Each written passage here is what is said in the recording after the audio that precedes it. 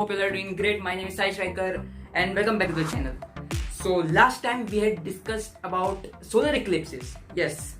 So why should we eat food during solar? Why shouldn't we eat food during solar eclipses? That we had discussed in the last video. So in this video we are going to talk about something very different. In this video we are going to talk about time.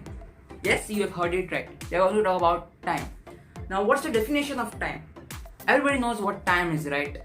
But do you know the exact definition? There are many definitions of time. Einstein has defined time differently, whereas the quantum mechanics, the quantum theory defines the time very differently. So there are many different definitions of time. We are not looking into it. In this video, we are going to determine whether time can be stopped. Yes, you have heard it right. I'm going to tell you whether you can we stop time or not, and if stopping time is possible, and how. How can we just stop the time and freeze it? So how can the time be stopped? We'll be thinking that is it really possible in this practical life? I would say no, not currently. Means it is not possible with today's technology.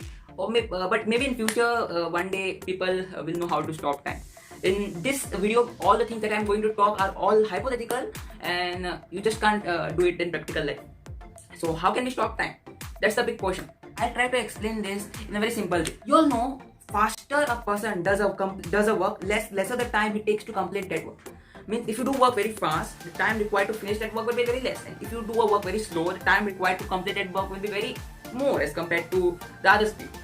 So applying the same logic, we are going to carry a small experiment in which a substance A will be converted into substance B at different rates, and we in this experiment will assume that we can change the rate of reaction according to our needs. It's just a hypothetical experiment. So in first case, we are changing the speed of the reaction to medium and let the reaction begin.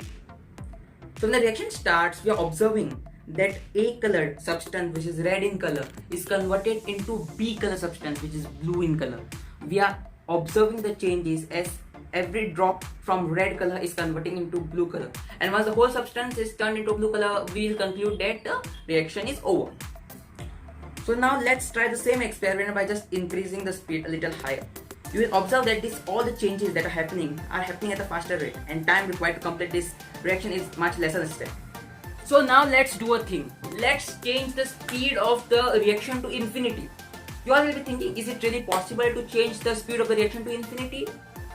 No, but basically it's a hypothetical reaction that is changeable according to our needs. Okay, so if we change the speed of this let the bullet pass by. So if we change the speed of this reaction to infinity, how much time will be required according to you? I would say 0 seconds. I would say no time will be required to change substance A into substance B, because the rate of reaction is inversely proportional to the time period. So if you place infinity in place of rate of reaction, the time required will be 0. So you will be wondering, when did the reaction take place? So do you know when the reaction took place? You are observing the reaction in which substance A got converted into substance B, but no time was recorded. Means there was 0 time. Basically there was 0 interval of time when A substance got converted into B substance. So when do you think the reaction took place? I would say when the reaction was taking place, we, all the observers in the whole universe, was freezed. The time of us and the whole universe when the reaction was taking place was stopped. If you are getting what I am trying to tell you, that is, if the changes happen in the environment at infinite speed, then our time will freeze. Or you can say that if we move at infinite speed, then we can freeze our surroundings, or freeze the environment, or freeze the whole universe. So what is this infinite speed? According to Einstein, nothing can travel faster than light.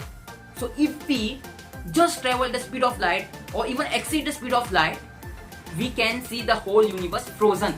That's the logic. Hope you have enjoyed this video, guys. If I've missed anything, or if I violated any law, then it's not basically according to a particular law. It's just an basic general reason.